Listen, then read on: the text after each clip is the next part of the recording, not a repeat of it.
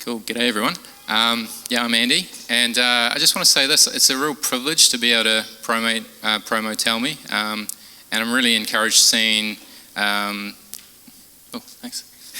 seeing the gospel and evangelism part of the forefront of this conference, the Engage Conference 2016. So, wow, what a privilege. And sadly, a privilege like this is quite rare for an evangelistic ministry in the church. But we're really excited with what's happening. So Tell Me kind of grew out of just basically just hard work and perseverance, in the sense that, I kind of say people need to hear the gospel. And I'd go out week from week and just ring up about sort of 8 guys, or text them and say, hey, do you want to join me? We're just going into the community to share the gospel with people. And by God's grace, there'd be at least one person that would join me week by week, kind of year by year sort of thing.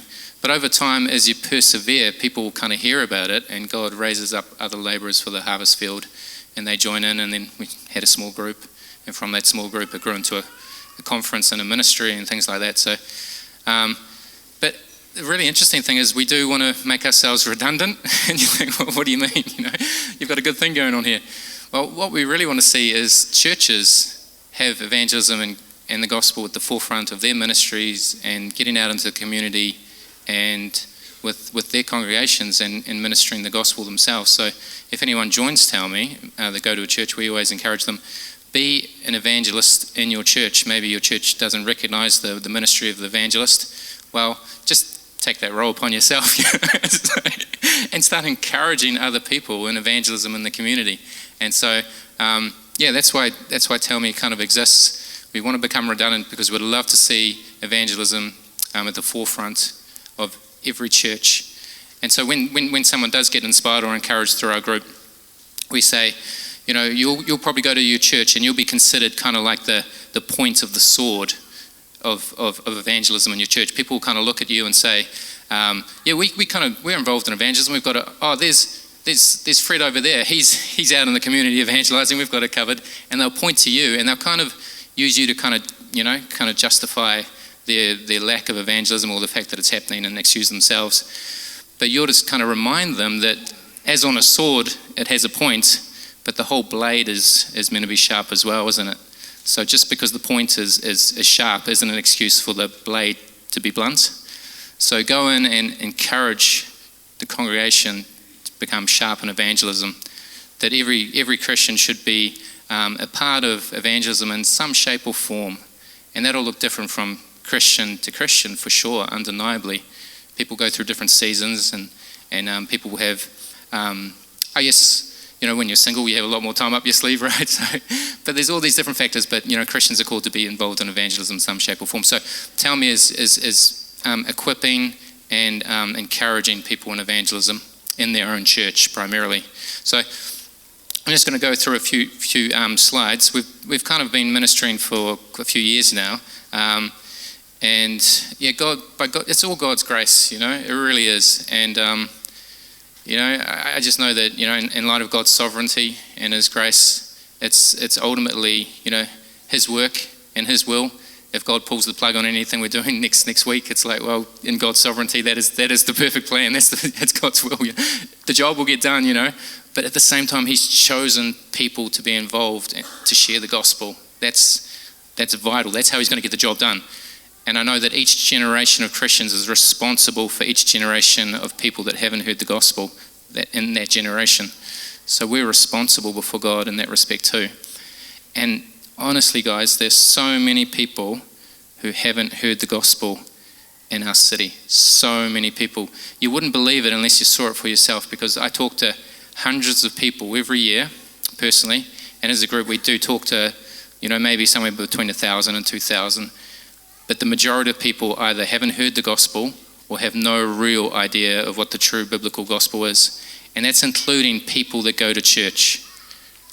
Honestly, people that go to church have a weak understanding of the gospel, and at times. I'm not saying the majority, but I'm saying that they're definitely out there. So churches aren't even equipping people in an understanding of the gospel. I'm not saying that they're not necessarily saved, but they can't even communicate to people what the gospel is. So it's such a desperate time. So I believe that God's raised us up to kind of meet this need in our city. So yeah, we're a small group.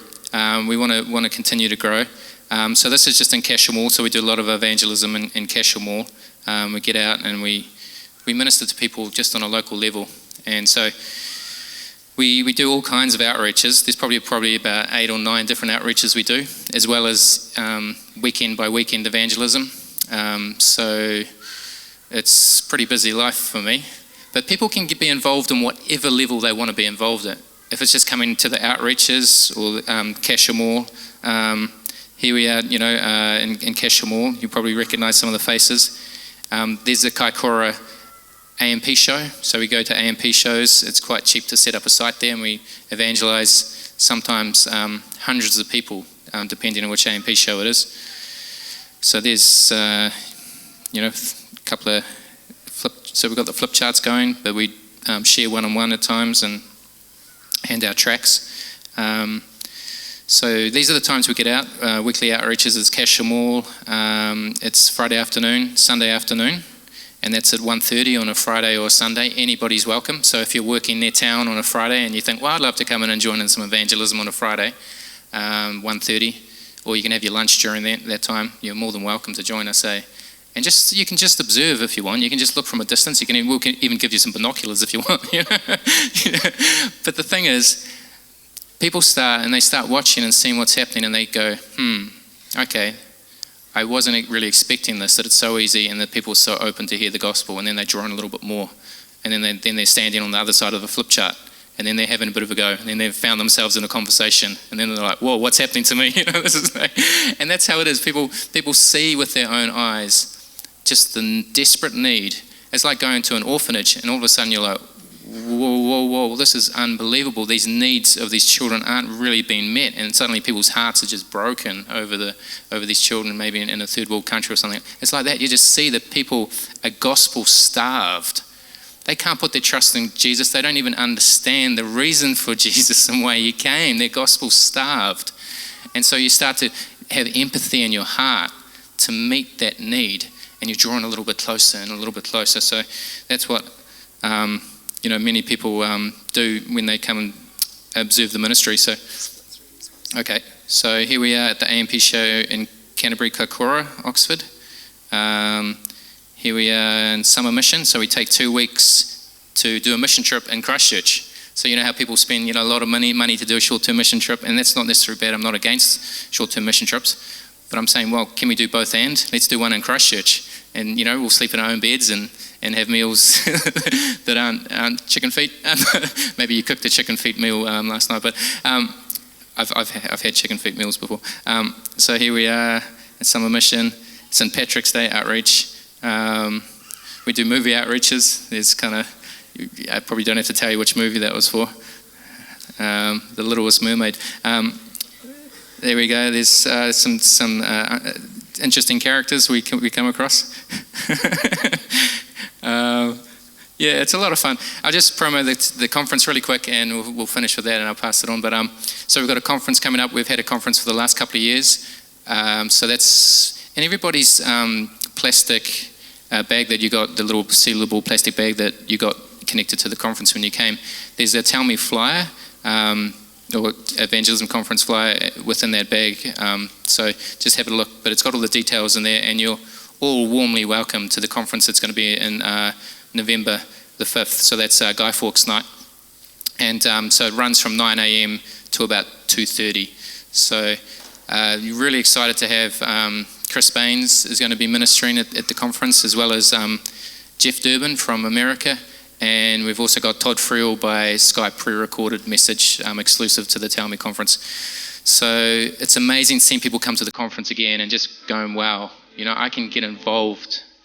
This is on my level. It's not way over my head. I can kind of tag along with you guys and observe. And so we just want to encourage people being involved in any level, and the Tell Me conference is perfect to kind of to equip and intro people to that, because part of the conference is going out and doing evangelism as an optional thing. So yeah, that's basically it. So you're more than welcome. The conference is free too. We don't want to put any roadblock in the way between people being involved in evangelism. I mean, before I got involved, I had so many roadblocks in my own heart, let alone having to pay for evangelism conferences. So we're just trying to remove all the roadblocks, Anyway, yeah, God bless you guys. And here's some, I'll finish up there. So we're just going to have a quick video clip that will show the Easter outreach from 2015, which will be a real encouragement to you. And then Sophie is going to come up and give a testimony. And then after Sophie, Philip.